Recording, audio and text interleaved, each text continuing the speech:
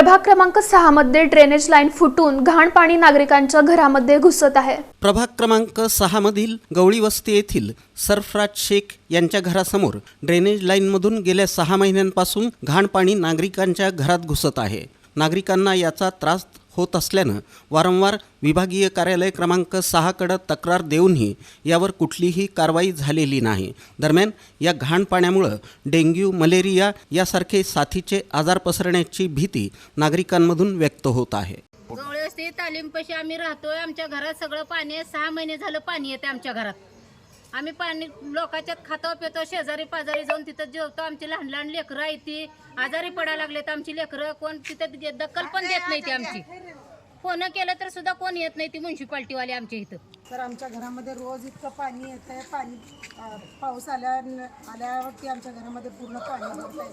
पाणी आल्यावरती आम्हाला पाणी भरणं मुश्किल आहे। छोटे छोटे लहान लहान मुलं आहेत आमचे। मुलांना कसं काय आम्ही हे करायचं काय नाही कळत नाही, असं झालं सर आम्हाला। ह्या पाण्यामुळे आम्हाला रोग राहील, लेकरांना कसं आम्ही हे करायचं, पाणी कसं पाजवायचं काय लई ताप आलेलं आहे सर आम्हाला। हे पाण्याचं आम्ही अधिकाऱ्यांना सांगितलं तरी अधिकारी काय आमचं काय रिस्पॉन्स घेणं झाले ती काय नाही।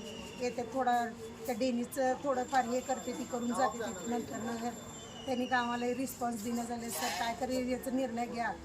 तर आम्ही सगळ्या बायका येऊन तिथं बसतो अधिकारीकडे।